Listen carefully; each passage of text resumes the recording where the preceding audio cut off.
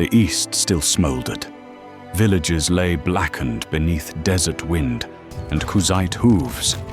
In the north, whispers grew louder, of movement beyond the pine hills, of Sturgian blades, hungering for war. In the taverns of Karas and the streets of Sagot, rumors spun like storm winds. The sons of Sturgia would march south. King Derthot had intended to march his full host westward, to seize Dunglanis, Battania's beating heart. But fate and war demanded otherwise. A Sturgian host threatened the borderlands east of Karbanseth. With little choice, Derthot split his army, dispatching 400 of his fiercest knights, footmen, and crossbowmen to hold the line. They would find no easy road. Golden light spilled over the treetops, cutting through the morning haze. Dew clung to steel and mail. On a low ridge overlooking the border valley, Vlandian banners flapped in the wind.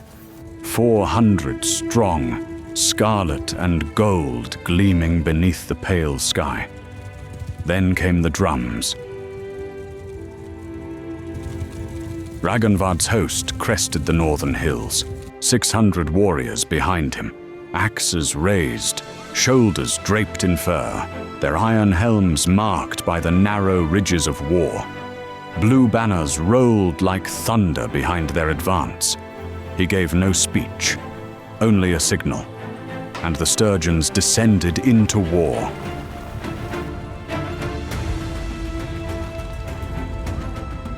The valley trembled beneath their charge, a wave of fury and frost. The Vlandians scrambled to form ranks, shields slammed together, pikes leveled, a wall of red and steel waiting to be shattered. The two lines met with a roar that split the valley. Steel clanged, shields shattered, men screamed. The Vlandian cavalry charged the flanks, hooves pounding mud into blood. But the Sturgians held. Infantry locked in shield wall, absorbing the brunt, pushing back with axes and spears. In the center, the two lines surged back and forth, a brutal rhythm of advance and collapse. Derthot's men fought like lions, disciplined, relentless. But Ragnvard's warriors were made for this. Close quarters, cold-blooded, unyielding. Arrows rained from behind both lines. Vlandian crossbow bolts punched through fur and mail.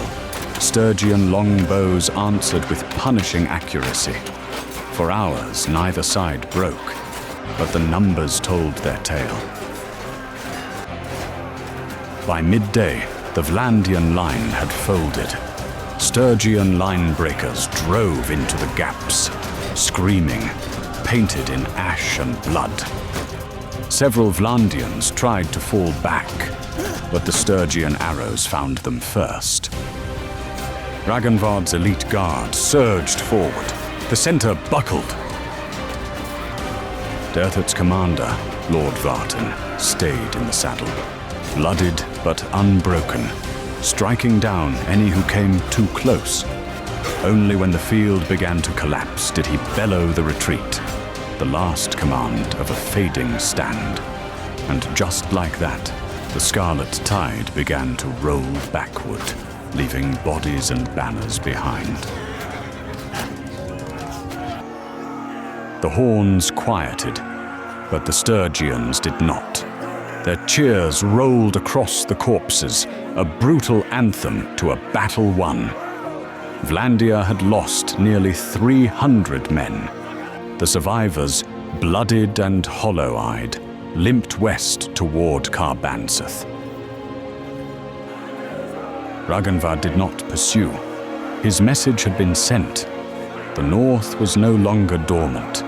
The border had been drawn, not in ink, but in blood.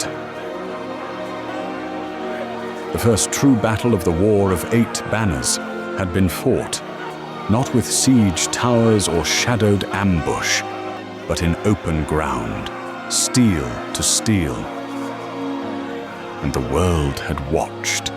The wolves of the north had bared their teeth, and Vlandia, for all its strength, had bled.